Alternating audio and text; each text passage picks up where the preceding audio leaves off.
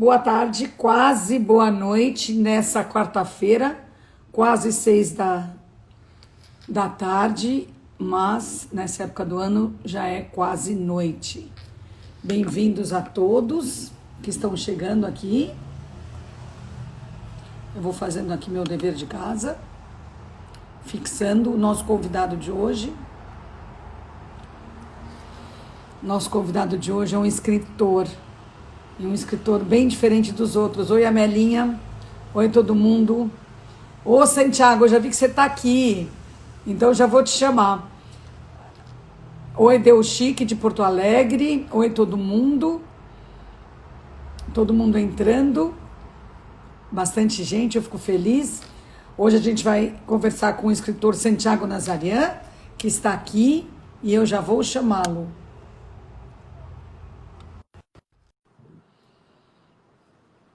Oi, todo mundo.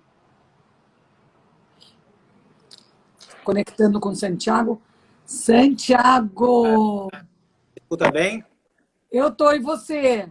Estou escutando bem. Eu tive tantos problemas com live, de conexão e tal, mas acho que agora deu certo. Tá dando, né? Tá. Deixa eu aumentar o volume aqui só. Tá bom. O som tá bom. Tá bom? Santiago, você cresceu, hein, desde que eu te conheço. Eu cresci, depois eu diminuí, né? Mas você parece um homão agora, você era um menino. Mas eu cresci. Eu achei que você estava falando em termos de. Não! Eu estava pesando mais de 100 quilos, né? Eu emagreci muito depois Eu da não, separação pra cá, na verdade. eu que não te vi, gorducho, não te vi. Na verdade, você virou um homão. Que idade você tá? Tô com 43.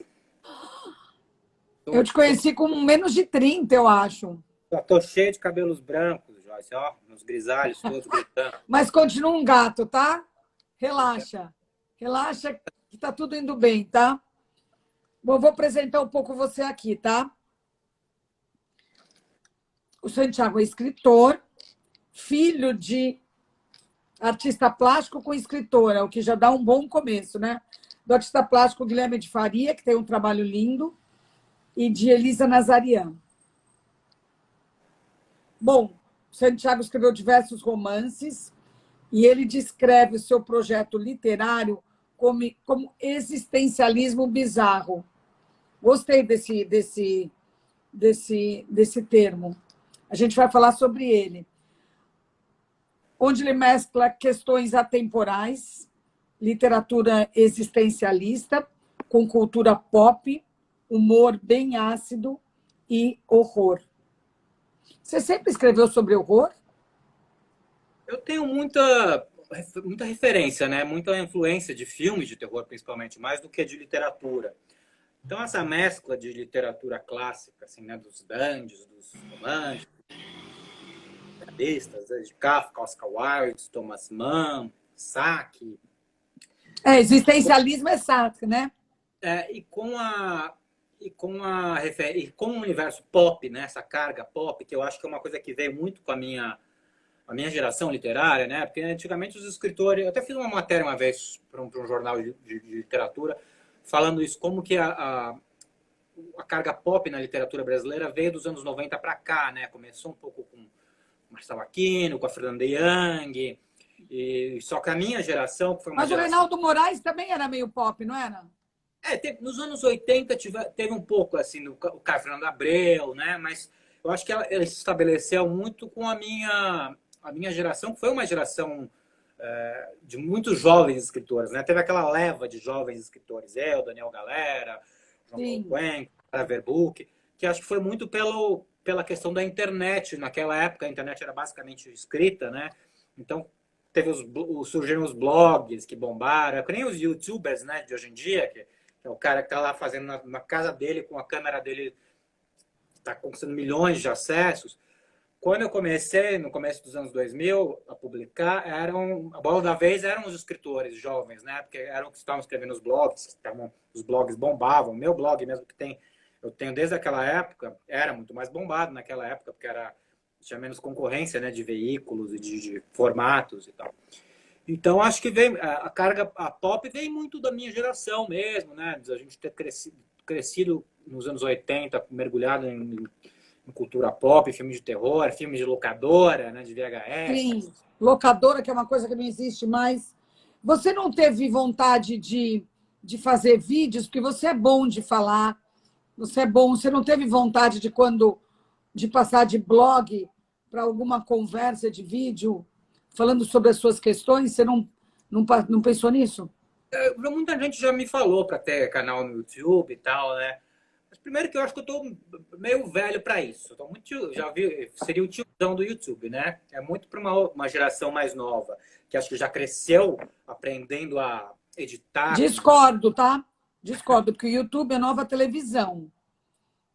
Mas eu também sou escritor, então eu acho que eu me expresso muito melhor por escrito. Comunicamento melhor. Muito melhor por escrito do que por vídeo. Por vídeo. Eu até escrevi sobre isso esses dias no meu blog, escrevi sobre isso, né? De que a gente está sendo obrigado a aprender a mexer com as coisas. O ano passado não tinha nem celular, não tinha nem mais celular, não estava usando mais celular. Com esses tempos de pandemia, a gente está sendo obrigado, né, a mexer com câmera. Eu, por enquanto, estou usando um iPhone, só não tenho iluminação, não tenho microfone, mas talvez seja coisas que a gente precisa investir, né? Porque eu gravei entrevista para o Metrópolis esses dias, né, da TV Cultura, gravei para o Arte 1, né, que é do Arte. da Bandeirante. E todos eles pedem, não mandam mais câmera para nossa casa, ainda mais com a pandemia, né? Pedem que a gente grave. Você está vendo como eu estou iluminada? Você já tem toda... Mas, querido, tudo sozinha. Eu virei uma especialista em iluminação. Eu comprei pela internet um negócio que eu não sabia, que chamava Ring Light. Aí comprei um pequenininho de mesa. Aí um dia chegou na minha casa um de chão que eu comprei e nem lembrava, que demorava para chegar. Aí eu achei que se eu pusesse um aqui e outro aqui, eles iam rebater e ia ficar bom. E assim você vai aprendendo a iluminar. Você está na tua casa ou você está no Glamorama? Não, agora, essa hora eu estou na minha casa. Mas eu já estou indo no Glamorama direto. Mas eu fui virando, eu com a moça que trabalha comigo, que ela mora aqui em casa, então ela ficou comigo, graças a Deus. Então, ela que me ajudou a fazer iluminação. E aí a gente virou iluminadoras profissionais. Porque com a pandemia as pessoas aprenderam, quem não cozinhava aprendeu a cozinhar, aprenderam a limpar a casa, aprenderam a iluminar, aprenderam a tudo. Eu tô tendo que me tornar mais tecnológico mesmo, porque eu não tinha nem WhatsApp, por exemplo.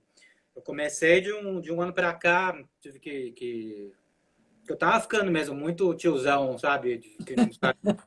Então, um pouco cedo para virar tiozão, tá?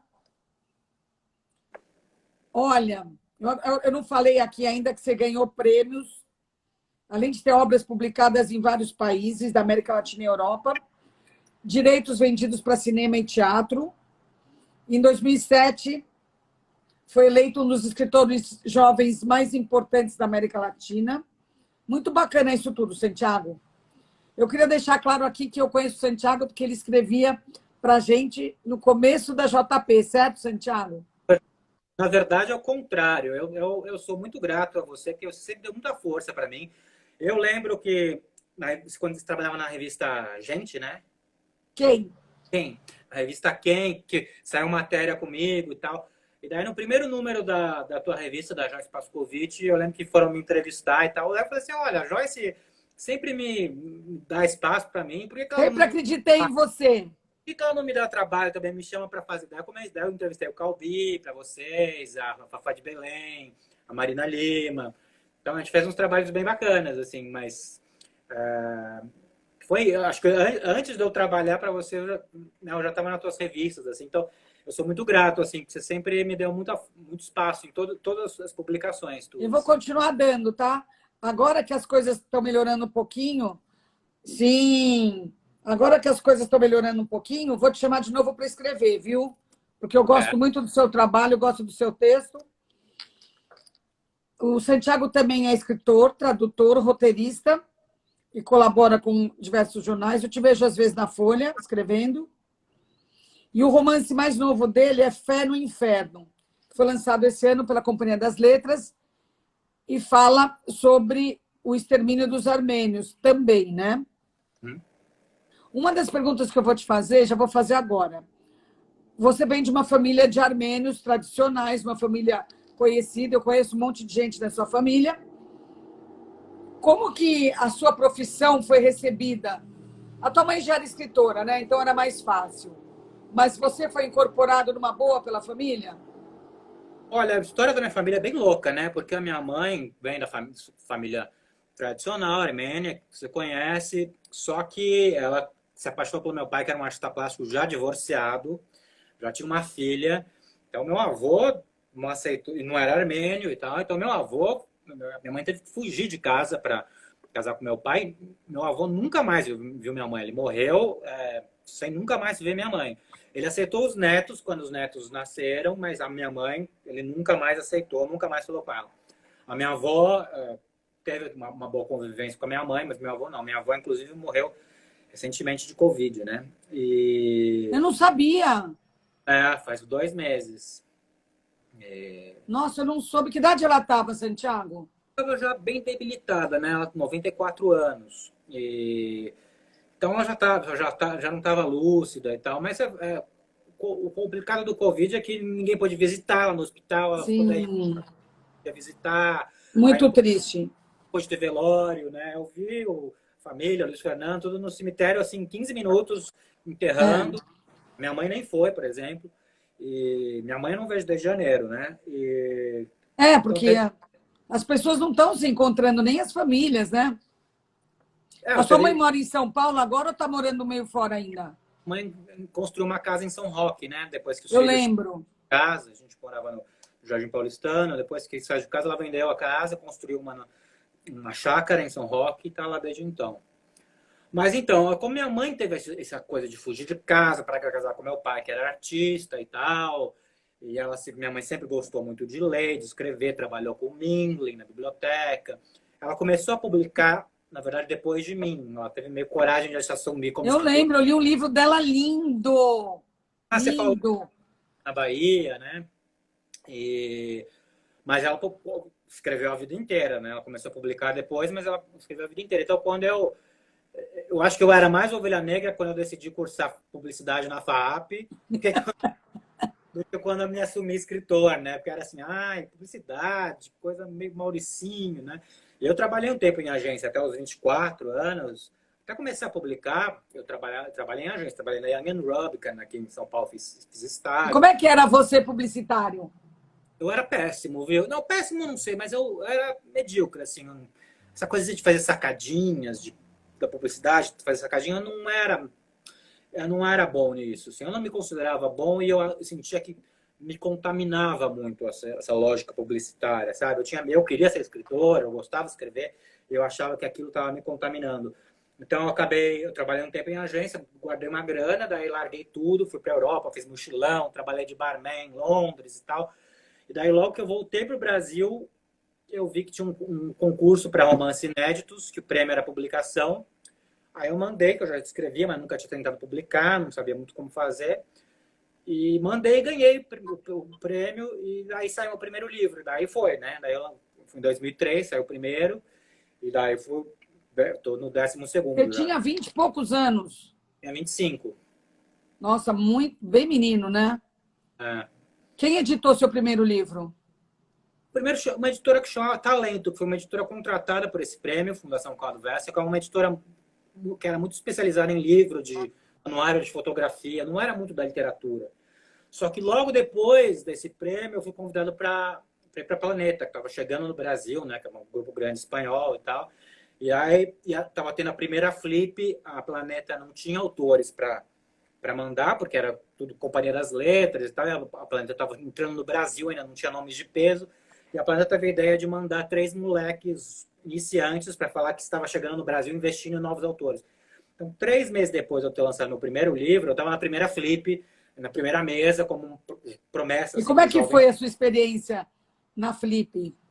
Olha, eu era totalmente cru, né? Eu não conhecia o meio literário, não fazia parte das panelinhas. Eu via que tinha muitos escritores lá, mesmo jovens, que já estavam integrados com blogs, já sabiam quem era quem escrevia. Eu não, eu estava lendo Oscar Wilde ainda, né? Estava lendo Kafka, não estava lendo os meus colegas, eu não sabia quem era o Daniel Galera, quem era o Cuenca, quem era o Chico Matoso. Então eu caí bem de paraquedas e uma coisa que eu acho que essa carga pop que ainda no Brasil ainda não é muito entendida, né? Eu costumo falar que no Brasil ou você é um escritor sério ou você é um escritor ruim. Se você tem uma carga mais moderna e pop, as pessoas acham que você é um escritor descartável ou comercial, né? E eu sempre tive uma pegada alternativa. Muita gente não sabe ainda onde me encaixar, né? Eu coloquei essa história do existencialismo bizarro meio para explicar, porque as pessoas não sabem desde o começo. Agora eu tenho mais estrada, as pessoas estão se acostumando, mas elas não entendiam se eu era escritor. Não é um existencialismo moderno? Eu falo bizarro porque tem muito essa coisa do terror, né? Uma influência forte que eu tenho, do thriller, do terror, do suspense. Mas é isso, as pessoas não sabem muito como encaixar se eu sou um escritor para prêmios, se eu sou um escritor comercial, eu não sou nenhuma coisa nem outra, né? Eu não sou um autor que vende horrores, mas também eu não sou autor cabeçudo. Você vive dos seus livros? Eu vivo da escrita, não necessariamente só dos meus livros, eu faço tradução, né? Meu dia a dia é tradução. Então foi um trabalho que eu comecei depois. Tradução de inglês? Tradução do inglês para o português e do português para o inglês também. E faço o meu dia a dia, isso é tradução, daí às vezes eu escrevo para algum veículo, como a Joyce, como a Folha, daí tem a venda dos livros. Então, todo esse mix, às vezes dá para ter, tem períodos que dá para ter uma vida confortável. Tem períodos que são bem difíceis. Nos últimos anos, para mim, não sei por que tá uma maré muito boa. Assim, eu tenho muito trabalho, então, às vezes mais do que eu consigo dar conta. E os últimos anos estão bem bons, apesar de para o meio literário e para o meio cultural como um todo, não tá tão bom. Você estava falando... Por exemplo, eram eventos que pagavam cachê, às vezes, né? Um evento você ganhava mais do que o mês inteiro fazendo tradução. E hoje em dia os eventos... Bom, agora na pandemia não tem mais evento, mas antes disso mesmo, de 2015 para cá, os eventos começaram a diminuir muito o cachê ou não pagar cachê. Tá lá só pela divulgação. Então, tá um período complicado, mas felizmente, eu tô numa maré boa, assim, de trabalho. Você estava falando dos caras, dos escritores na época que você chegou na Flip. Eles te acolheram, te receberam, pelo menos. Ninguém acolhe ninguém, né? Muito menos na Flip.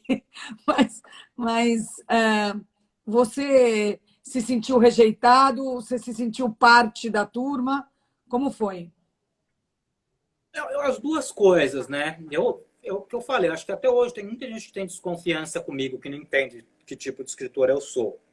Porque também eu acho que tem muita gente que fala que eu sou, que coloca o Santiago como estranho, original e não sei o quê. Eu acho que é obrigação do escritor ser original, né? Mas as pessoas não, elas estão sempre seguindo lá o Machado, o Guimarães Rosa, todos com as mesmas influências. E a busca pelo estranho e fazer diferente, eu acho que teria que ser a busca de todo escritor, mas não, tem muito escritor que quer pertencer, né, que quer entrar na academia, que quer ser aceito pelos pares.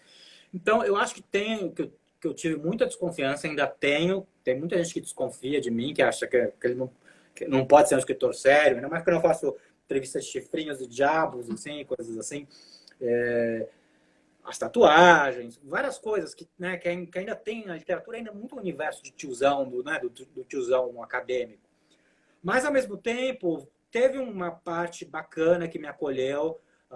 Tem a irmandade homossexual, né, os homossexuais que se ajudam. Então, fui acolhido muito pelos intelectuais homossexuais. Tinha muita gente que me deu força. Você me deu muita força. O Soares foi um cara muito bacana, que me convidou várias vezes para o programa dele, que né, expandiu muito meu público para além do nicho da literatura, me jogou mesmo nesse público maior. Então, assim, eu acho que as minhas escolhas fecharam portas, mas abriram portas também, né? Então, não sei dizer o que pesa mais. Eu acho que o importante é fazer o que eu acredito. Com certeza. Quando você era pequeno, qual foi o primeiro livro que você acha que você leu que mexeu com você? Olha, eu Que gostava muito. abriu os portais. Oi? Que abriu os portais. Eu gostava, quando eu era criança mesmo, tinha uma série que chamava O Pequeno Vampiro, que era um menino que ficava amigo do vampiro. Eu já era uma criança gótica, né? Então, na minha época não existia Harry Potter ainda, né? Então foi muito Pequeno Vampiro. Eu fiquei muito feliz agora que a minha sobrinha, que está com 8 anos, ela está seguindo a série do Pequeno Vampiro. Eu dei para ela todos que ela não tinha, que eu ainda tinha aqui em casa. Ah, então, esse foi um livro de infância, assim, que eu gostei muito. Eu gostava muito do João Carlos Marinho, que fazia O Gênio do Crime, Berenice Detetive, que eram livros. Desde pequeno você já era assim ligado nesse noir? Sim, eu não sei nem de onde veio, assim, desde que eu me reconheço como gente, eu brincava de vampirinho, sempre tive essa coisa. Acho que foi um pouco do meu pai. Meu pai tem umas temáticas assim. Mas aí, mais na adolescência, o livro que me fez ler e falar, é isso que eu quero fazer, ser escritor, foi com certeza o Retrato de Dorian Gray, do Oscar Wilde, né? Que é essa escrita dandy, assim, totalmente exagerada e Chique. sarcástica. Foi uma grande influência, assim, ainda é uma grande influência para mim. Que mais que você acha que te marcou de escritores? Eu gosto muito do João Gilberto Noll, que é um escritor gaúcho, que eu me mudei Conheço. para Porto Alegre quando eu tinha 22 anos para trabalhar em agência de publicidade. Ele era da época do Caio Fernando Abreu. O Caio eu cheguei a ler depois que ele já tinha morrido, né? Você sabe que eu trabalhei com ele, né? Então, eu adoro o Caio, mas o Caio eu não cheguei a conhecer. Trabalhei muitos anos, a gente trabalhou juntos. O Noll estava mudando para Porto Alegre, inclusive um amigo falou, você gosta do Caio? Lê o João Gilberto Noll, que o Noll nunca foi tão pop, tão popular como o Caio, né? Que o Caio virou um Mas o escritor. Caio virou muito popular depois que morreu, né? E foi quando eu estava entrando na adolescência, estava na adolescência, começando a pensar em escrever e tal. Mas daí o Noll eu li quando eu estava mudando para Porto Alegre, e o primeiro livro que eu li dele é exatamente um cara que está chegando em Porto Alegre. Então foi um livro, foi um autor muito importante para mim. E depois eu me tornei colega, me tornei amigo. Né, ele morreu recentemente. Então foi um autor assim muito, para mim, dos autores brasileiros, quer dizer, com certeza é o autor brasileiro que mais me influenciou. O Marcelino Freire é um autor que eu gosto bastante também da oralidade dele. E foi um que eu li primeiro e depois virei amigo. Mas o Marcelino não vale porque ele é amigo de todo mundo. Todo mundo é amigo do Marcelino. Então, o Nó, o Marcelino dos brasileiros, assim, eu gosto bastante. E de gringos. Daniel Galera é um autor da minha geração, da minha idade, que eu adoro, que ele é super autorzão, assim, respeitado e premiado, mas acho que é um autor que merece mesmo, porque ele tem uma consistência incrível e é um cara bem bacana. Não sou íntimo dele, mas é um cara legal. E daí tem vários autores underground americanos que eu gosto, como Dennis Cooper, o Bret Easton Ellis eu gosto. Escreveu Glamurama, né? Oi? Um dos livros dele era Glamurama. Veio daí, veio daí, veio daí. Também. Mas não do livro, mais o nome do que a história. Santiago, o que é esse existencialismo bizarro? Explica um pouco. Então, o existencialismo bizarro, acho que é isso, essa mescla das culturas, da influência, tanto da literatura clássica, né, desses autorzões, como da cultura pop. Assumir esse lado da cultura pop, agora, que quando eu comecei a publicar, que não faz tanto tempo, né, faz quase 20 anos, mas ainda não era muito visto, né? Não era muito bem visto. Então, acho que eu, junto com vários outros da minha geração, começaram a mudar essa figura do escritor, os temas do escritor, trazer temas mais urbanos, mais contemporâneos, não só essa escrita regional, né, do caipira, ou do, sei lá, ou esse Brasil profundo, Brasil bege, né? Essas referências mais pop e mais urbanas foi algo que eu procurei trazer com consistência, não de forma comercial, assim, né? Então, passa um pouco por aí, mas é só um rótulo, na verdade, que eu quero tentar explicar, assim, se é um livro... Para facilitar a compreensão. O brasileiro não gosta de ler sobre realismo fantástico, essas coisas? Não, eu fiz uma matéria, inclusive, para a Folha falando que o problema é que também era muito mal feita a literatura fantástica no Brasil. Recebi muitas pedradas dos escritores fantásticos, mas eu acho que tem um problema no Brasil, que eu me perguntei um pouco na matéria por que existia essa resistência com o fantástico. O Brasil é muito colocado no realismo, né? Tanto cinema, televisão, tal. Parece que a gente tem sempre a necessidade de se explicar o que é o Brasil, quem é a gente, retratar a favela, retratar a Copacabana, retratar o Nordeste, explicar o Brasil para os brasileiros, né? O brasileiro sempre tem essa necessidade de se explicar.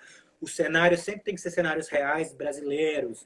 Não pode ter criar um país novo ou criar. Então, Isso não funciona aqui, né? Claro que tem. A gente pode dar vários bons exemplos, mas não são vários o suficiente, né? Acho que não temos exemplos suficientes. E tem esse preconceito, sim, de que eu lancei antes do Fé no Inferno, o livro que eu tinha lançado, meu romance se chamava Neve Negra, que era um romance sobre a neve no Brasil, e é um romance de terror encomendado pela Art Features, né, do Rodrigo Teixeira, que produziu a Bruxa, que produziu... E vai virar filme esse? Não, ele que encomendou a escrita do livro, ele está com os direitos para filmar, né? Mas eu já vendi direitos de tantos livros que nunca foram feitos, né? Então nunca se sabe quando se vai acontecer, mas ele está com os direitos. Mas já foi um livro que as pessoas assim, é terror, né? Terror ainda é meio visto como coisa para criança, coisa para adolescente. Você vê mesmo na televisão não tem muita coisa de terror. Então, é isso, toda a produção brasileira, né, é muito calcada no realismo, de retratar o Brasil, de explicar o Brasil.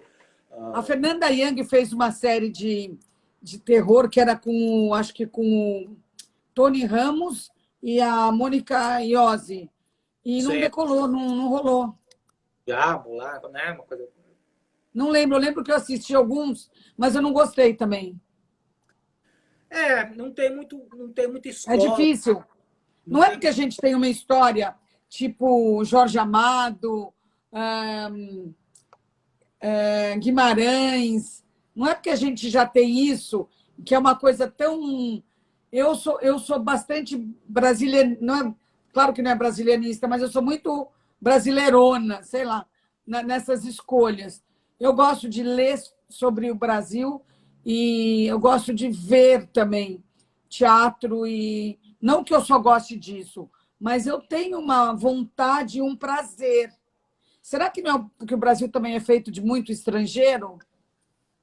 Eu acho que o Brasil, eu acho que tem essa necessidade de explicar o Brasil para os brasileiros, até pelas dimensões e pelas desigualdades sociais. Eu acho que a gente está sempre, né? Tinha uma época que quando o cinema começou a voltar no Brasil nos anos 90, né, eram todos cineastas riquíssimos, podiam bancar os filmes, mas eles estavam sempre retratando a vida dos pobres. Parecia que eles estavam sempre tentando entender, assim. Eu até fiz uma matéria uma vez que eu fui super sarcástico, que eu falei que eram os cineastas brasileiros estavam todos fascinados por suas empregadas, né? Parecia que eles todos queriam explicar o universo que não era deles, né? O universo do Nordeste, da favela e tal. Então, eu acho que tem muito isso. Pode ser culpa também um pouco, né, Santiago? Pode ser um pouco de culpa. Pode ser um pouco de culpa também.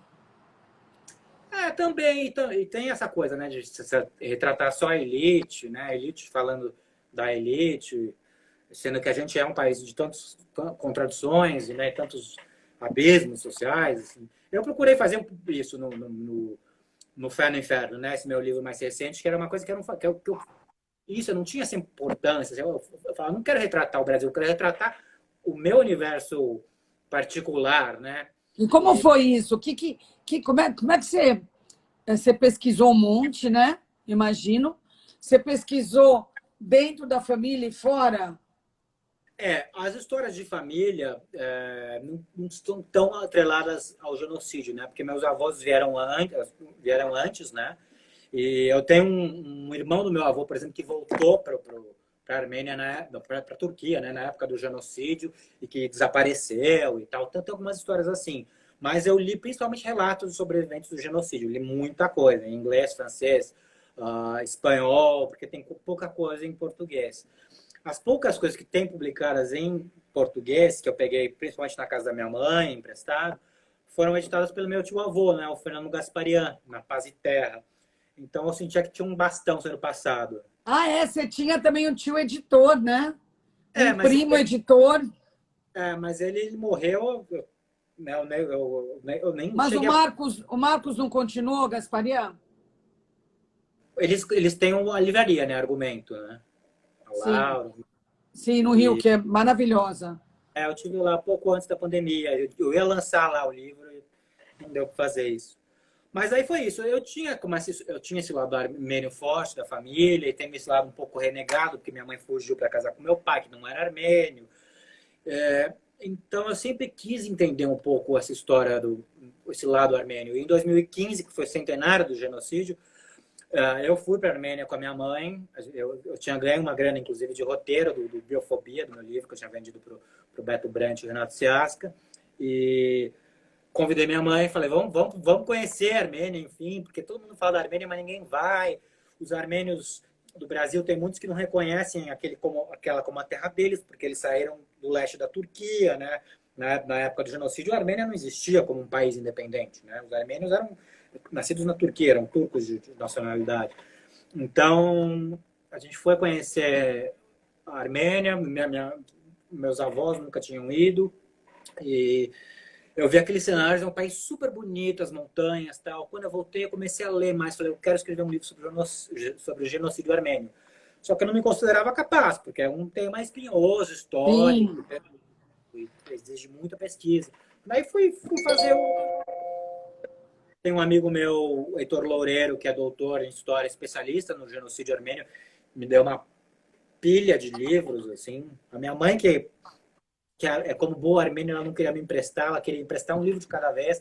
O Heitor, que eu mal conhecia, fui na casa dele como historiador, ele me deu, toma mais esse, toma mais Ah, ele esse. não era armênio, horas.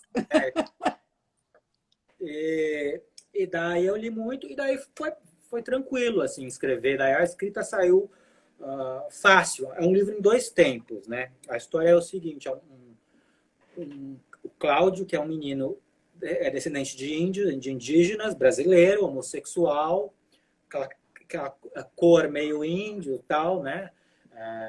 E ele É trabalha. você, ele. Eu tenho um lado indígena mais distante, né? Do lado do meu pai, mas Você tá até com você tá meio indígena com esse cabelo. tô meio índio-americano, né? É. Mas daí o Cláudio é um menino que, por uma série de questões que a gente vai descobrir no livro, ele, aos 22 anos, ele é especialista em cuidar de idosos. Ele é um acompanhante e cuidador de idosos. E ele vai cuidar de um velho armênio de mais de 90 anos, falam para ele não sabe exatamente a idade. E ele vai cuidar desse velho que mora nos Jardins, numa casa muito parecida com a dos meus avós, na Avenida Europa. E um dia ele está lá, não tem muito o que fazer, porque o velho ainda está lúcido e tal, não precisa de tanta ajuda. E o velho fala, por que você não lê um livro? Dá um livro para o Cláudio ler. E o livro é uma história de um menino passado em 1915, durante o genocídio armênio. Um menino armênio tentando fugir da perseguição dos turcos. Então, o livro intercala esses dois momentos. O tempo de hoje, que é o Cláudio, cuidador, indígena, homossexual, quer dizer, ele é uma minoria total neste império De brasileiro. todos os lados. Nativo, assim como os armênios eram os nativos do Império Otomano. Então, tem esses paralelos. O Cláudio vai entendendo a história dos armênios e, ao mesmo tempo, vai fazendo os paralelos com o tempo de hoje. Né? Ele sai da casa da Avenida Europa, é um menino pardo, está saindo da casa da Avenida Europa, a polícia para ele e fala, o que você está fazendo aí? Entendeu? Assim como os soldados turcos estão perseguindo o menino armênio no livro, dentro do livro. Então, é um livro que é passado nesses dois momentos, eu faço esses paralelos de perseguição de minorias. E é isso, retrata o Brasil de hoje e retrata a Armênia, a Turquia, né? O Que leste bacana. do Império Otomano na época. Muito bacana. Quando você lançou esse? Ele saiu faz 2 meses, mais ou menos, bem no meio da pandemia. Não deu para fazer autógrafo, não deu para fazer nada. Eu estava vendendo eu mesmo nas minhas redes sociais, para poder os amigos terem um autógrafo e tal. Depois parei de vender porque dava muito trabalho, os correios estão uma zona, muito livro se perdendo, tendo que devolver dinheiro. É, o mundo Então, mas toma zona, né? tá no site de livro, na Travessa, na Amazon e Mas tal, dá para agora as comprar. livrarias estão voltando aos poucos, né, Santiago? E as É, pessoas estão comprando livros, eu acho. já achou na Travessa. Mas dá para mais fácil, talvez, seja o site. Na Companhia das Letras é uma editora grande, então é razoavelmente fácil de achar. Pelo site da companhia também tem vários links para compra. Dá para comprar o e-book, quem quiser, o e-book, ou o livro É o físico. teu primeiro livro na companhia ou você já tá faz um tempo lá? Não, eu estou um tempo, eu lancei esse do Rodrigo Teixeira, o Neve Negra, que Também. é esse de terror, eu lancei pela companhia em 2017. Antes da companhia, eu lancei vários com a Record, né? Eu lancei 5 livros com a Record, aí lancei alguns com a Planeta antes e tal. Nossa, só editora topona. Como é que é o seu dia a dia, Santiago? Você tem Você, horário para... É? você perguntou no começo se eu fui aceito pelos pares e tal. Por mais que eu sinta que tem uma resistência comigo, com meus temas e com meu jeito, eu não posso reclamar, né? Porque eu só publiquei editora grande, sempre Sim. na mídia. Então, ao mesmo tempo que fechou algumas portas, abriu, né? Esse meu jeito estranho, né? Abriu portas também. E seu talento, né, eu diria. Isso você que está dizendo, eu não tenho uma... Santiago, como é que você escreve? Porque a gente sempre imagina que vida de escritor não tem muita rotina, né? Ahn, tem um horário que você senta para escrever? Você acorda. Eu lembro que você acorda super tarde, né? Não mais, viu? Eu mudei de uns Ah. anos para cá. Eu tô acordando agora 7 horas da manhã para ir Ó, malhar. estão pedindo para você mostrar de novo o livro. Uma Eu não sei armênia que trabalha comigo, se é a invertido. Roberta Bozian. Ele aparece invertido aí? É aqui quando eu faço live, sempre sai invertido. Porque Eu não é falo, câmera de TV. eu falo que se você coloca fé no inferno invertido, invoca demônios. É tipo aquela coisa de rodar o disco ao contrário. Mas eu Santiago, tenho. agora você está acordando cedo e malhando? Eu tô acordando cedo, malhando. Eu durmo lá pela meia-noite. Não durmo tão cedo, mas não durmo tarde. E eu escrevo muito quando eu acordo, assim, as primeiras coisas, a primeira coisa que eu faço durante a manhã, porque eu acho que a gente está meio ainda onírico, né? Ainda está Naquele inicializando, estado, né? os sonhos ainda estão meio frescos, está meio inconsciente. Eu acho que me dá uma carga muito boa.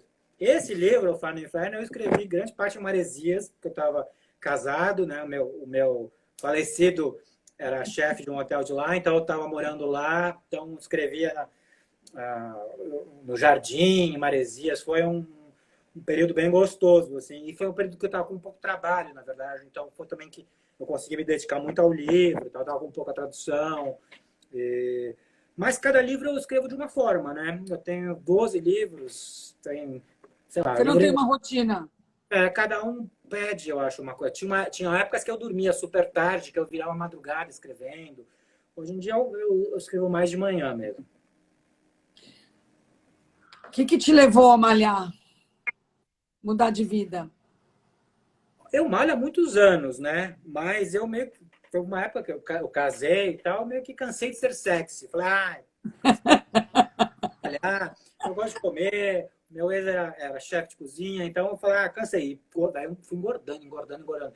Aí, principalmente no final do casamento, porque eu sou taurino, né? Então, quando eu estou feliz, estou bem, eu como. Quando eu estou deprimido, eu como. No final do casamento, eu estava pesando mais de 100 quilos. E daí me separei, voltei ao mercado de solteiros. O mercado de solteiros é cruel, Exige que você seja magro. mais homossexuais, né? As mulheres ainda toleram uma barriguinha, mas os gays querem que a gente esteja sempre super em forma. Então, eu comecei a malhar no começo do ano passado, quando eu me separei, porque eu voltei a malhar, comecei a fazer dieta e perdi 33 quilos. E Nossa. voltei a uma forma que eu tinha antes, na verdade, né? Sim, eu te conheci assim. É, Você estava e, falando de escrever quando acorda de manhã, e uma coisa mais onírica. Você já leu o livro do Siddhartha Ribeiro? O oi? que você achou? Você leu o livro do Siddhartha Ribeiro? Ah, não, achei que você estava falando do Herman Hesse. Não, não li. O Ele é Siddhartha. da companhia também, chama Oráculo da Noite. Eu entrevistei ele, é muito interessante o trabalho dele. Ele é neurocientista, né? Uma outra história. E muito, muito interessante, muito. Vou pedir para eles mandarem para mim. Vale a História pena. de casa tem que mandar. Sim. Deixa eu ver onde é que eu tô perdida, porque eu fico me atrapalhando toda.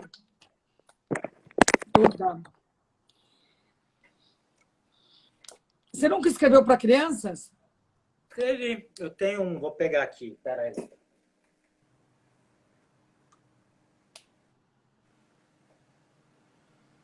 Achar.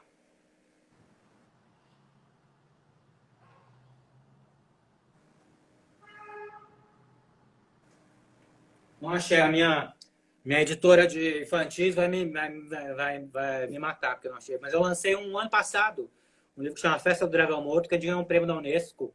Agora, foi a última viagem antes da pandemia, em março, eu fui lá para o Rio, pegar o prêmio e tal. Que legal! E, Com livro infantil? com infantil. É uma fábula bem clássica, assim, cheia de repetições e tal, de uma vila que é que matam o dragão, a vila fica, enfim, liberta do dragão e eles querem descobrir quem que matou o dragão. Tal. Então tem toda uma coisa de travessia, eles andarem pela floresta para achar e tal. E tem uma moral meio duvidosa no final do livro e tal. É um livro bem provocativo para crianças. Mas eu lancei ano passado com eles e foi bem. Como chama esse? Chama Festa do Dragão Morto. Eu lancei pela Melhoramentos. Editora bacana, né? Também. E eu tô com outro infantil para sair por eles o ano que vem. Então, Você sabe bem... que eu faço aula Oi? de literatura em casa faz uns mais de 10 anos. Antes eu fazia filosofia, aí meu professor de filosofia desistiu, aí o de literatura, que era amigo do de filosofia, começou dando filosofia. Aí a gente foi para a literatura, eu percebi que eu gosto 1000 vezes mais de literatura do que da aula de filosofia. E a primeira aula que a gente teve de literatura foi justamente com livros infantis. Então, eu achei que ele entrou no tema tão bem para trazer a gente para o mundo da literatura. Foi como se tivesse resgatado, sabe? Uma coisa que estava lá dentro. E é um autor italiano, que é claro que agora... Eu comprei um monte de livros dele na Itália quando eu fui. Não sei o nome agora, nem sei cadê os livros. Porque eu sou quase que você, tenho um monte de livro em casa. Mas a literatura infantil é fascinante quando é bem feita. Foi legal lançar um livro infantil ano passado, que eu nunca tinha lançado, que é uma outra carreira, é outro tipo de... outro meio, né? Claro, um livro infantil, esse, por exemplo, A Festa do Dragão Morto, é um livro que tem 10 páginas de texto. Então, você dá para fazer em uma semana, você pode escrever um livro infantil. Só que ele exige todo um outro trabalho, né? De escola. Então, o trabalho do livro infantil não é só a escrita, né? Ele exige toda essa aproximação com escola, com falar com criança. Eu fui na Bienal do Rio o ano passado, fui falar com as crianças, nunca tinha um público tão novo, né? É gostoso, né? Melhoramento, medo de que será que o Santiago vai falar besteira? Será que eu acho que em outros tempos, em outras épocas, quando eu era mais novo, talvez eu tivesse menos freios. Né? Agora eu estou mais maduro, mais comportado. Você está gostando da maturidade? Olha, para a literatura, né, a maturidade favorece, né? A gente acho que tem isso de eu estar há muito tempo, né? Sei lá, tá quase 20 anos nesse meio. Então, você já tem certo respeito. Também, né, tem os cabelos brancos, eu já não sou mais um molequinho, então dá um certo respeito. Mas também tem os lados ruins na maturidade, né? É o que eu falei, tô solteiro, né? Pro meio gay já tô meio velho, tô meio tiozão. Mas uma questão que eu não tenho com envelhecer, com problema de falar, né? Você tá vendo que eu tô falando que eu sou tiozão, não tem problema, gente. Não sou um que quero ficar dando uma de jovenzinho.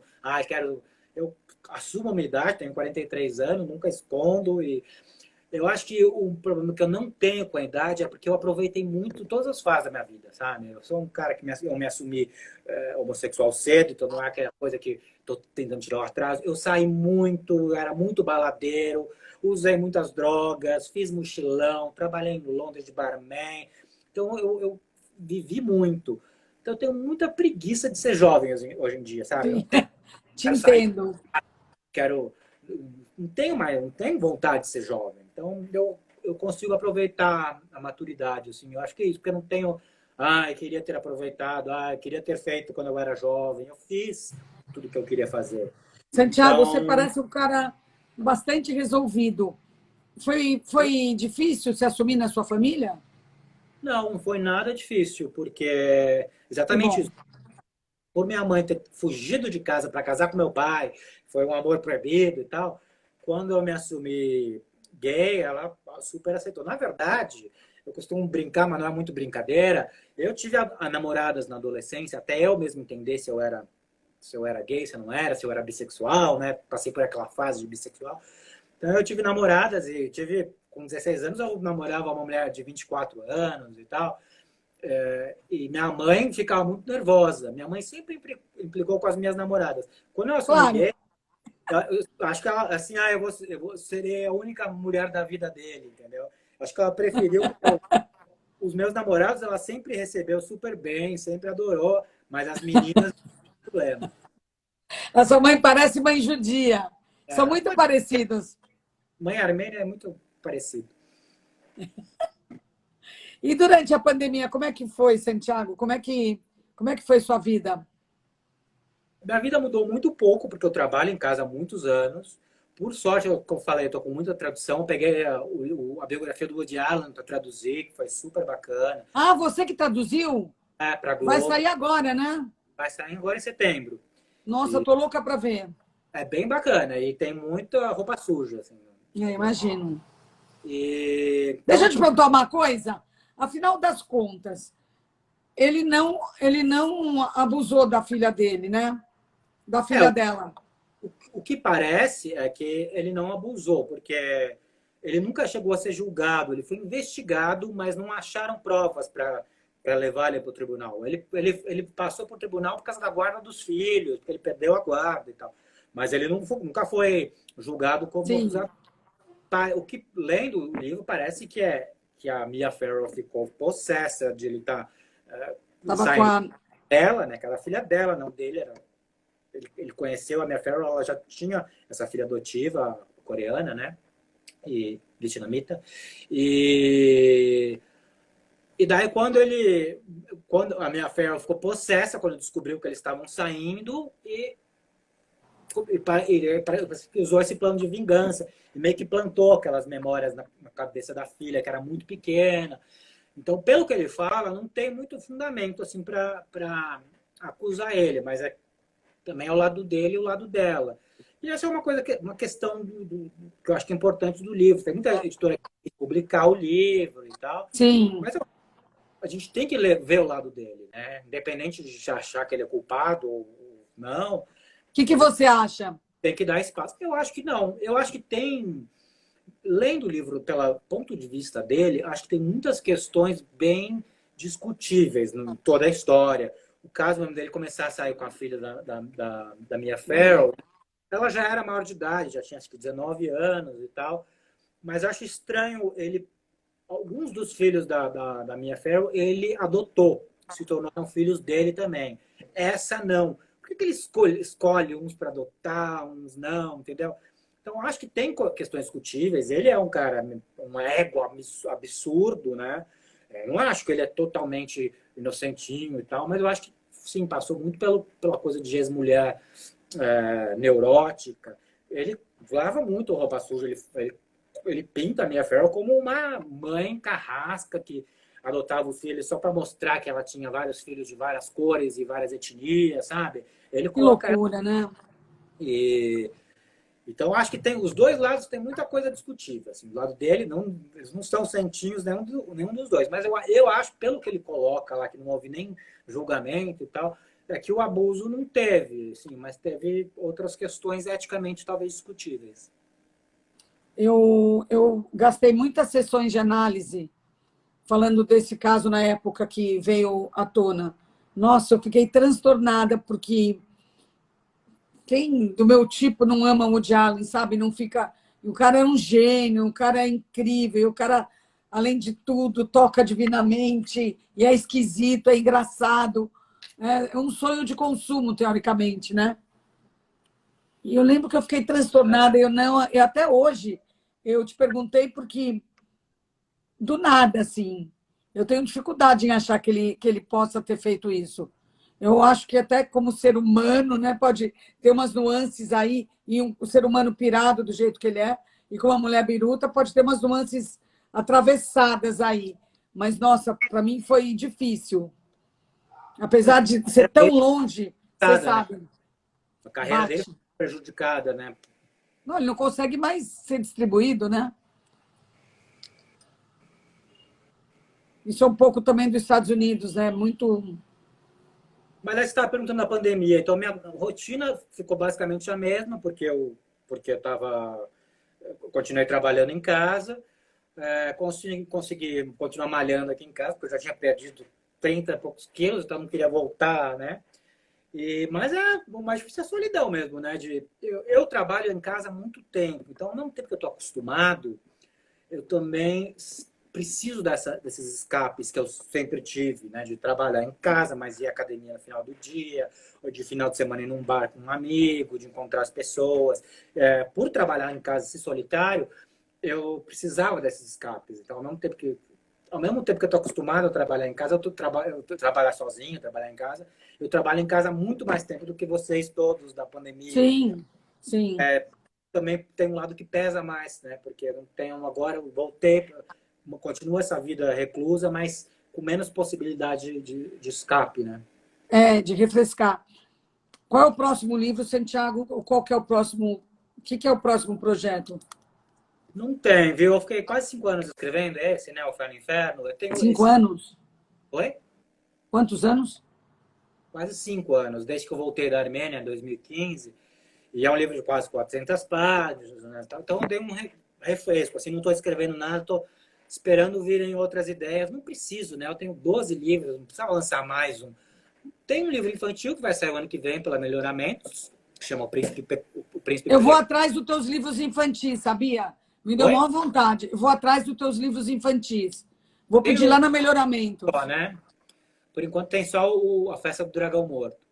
Mas E é aí isso. mais um que você vai fazer. Que já está escrito, na verdade, mas que tem que ilustrar ainda tal para sair o ano que vem. E assim, tô deixando ideias virem para um próximo romance, para dar coisa daqui a 3 E anos. o que você faz nessa entre-safra? Olha, escrever é algo que me dá muito prazer. Então, quando eu estou metido num romance, escrevendo um romance, eu tenho, assim, sabe, ganas. Então, não estar escrevendo nada me deixa um pouco, também me deixa um pouco Desconfortável. perdido, né? Inquieto, né? Teria sido bom na quarentena estar escrevendo um livro, mas eu não estou e também é isso. Eu preciso dar um refresco para virem outros temas, para não me repetir mais, né? Para não fazer o que eu estou fazendo. Então, acho que precisa desse tempo de você se distanciar de um livro para escrever outro. Então, não estou escrevendo nada. Eu escrevi alguns contos, coisas pequenas que pediram revista aqui, outra, algumas coisas que pediram para Instagram, que agora tem uma coisa de microcontos de Instagram e tal. Sim. Mas eu estou principalmente traduzindo, né? Eu estou traduzindo agora a Agatha Christie, eu traduzo muito a Agatha Christie para audiolivro e tal. E isso, esperando ideias virem, esperando eu reciclar internamente para o próximo livro. Mas eu tenho. O Fé no Inferno acabou de sair, então eu quero ainda muito trabalhar ele, divulgar, quando for possível viajar, tentar publicação fora, né? Essas coisas. Maravilha. Santiago, gostei muito de pôr a nossa conversa em dia. Sempre que eu vejo o seu nome por aí, eu lembro de você, lembro da gente, e lembro da gente jantando juntos com o Luiz Fernando e a sua mãe. O restaurante da Fabiana Cesana. Era bem bom. Isso. Chamava Sofia. Acho que era o nome da filha dela. É. Enfim, foi muito bom a gente estar juntos e vamos trabalhar, tá? Adorei. Vamos escrever, eu vou te chamar. Essa live fica no GTV do Glamurama. Fica no IGTV do Glamurama. Pra divulgar aí e tal. Sim, pega. Todo mundo, porque agora que a audiência vem, depois que está no ar é que as pessoas entram. Muita gente vê de noite. As pessoas gostaram, viu? Fico feliz. Que bom. Eu também adorei. Muito obrigada. Eu gosto muito de você, Joyce, sinceramente. Ah, que bom, eu também. Eu fiquei muito feliz. É bom a gente estar junto. A gente combina, tá? Obrigado. Beijo na sua mãe e beijo no Luiz Fernando, porque eu não falo com ele faz um tempo já. Eu vi ele no enterro da minha avó, né? Eu vou atrás dele porque eu quero me manifestar. Beijão.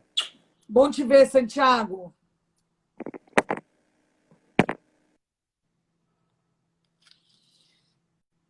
Oi, Giossonda. Morgana gostou também, né? Eu também, Roberta Bozian. Carlos Fernando, querido, um beijo para você. Vi o Fernando Torquato aqui também. E vi a Cláudia Burmaian, as minhas amigas armênias. E fico muito feliz. Gostei muito de conversar com o Santiago. Acho ele um escritor muito, muito bacana, talentoso, um menino ponta firme. Enfim, a Roberta Bozian amou. Que bom, que bom. Obrigada por todos vocês que estiveram aqui. E a gente se vê amanhã, tá? Cláudia Burmanhã também adorou. Giossonda também gostou. Enfim, continuamos amanhã. Ele é um super escritor. Cláudia, muito legal. O Santiago tocou o coração de vocês, eu imagino. Ele é muito bacana e vale a pena ler os livros deles, principalmente esses do genocídio armênio. Eu acho que minhas amigas armênias vão gostar. Todo mundo vai gostar, né? Porque ele explicou do que se trata. Eu gostei do jeito que ele constrói os personagens e as histórias. Então, um beijo para todo mundo e amanhã tem mais, tá? Beijão.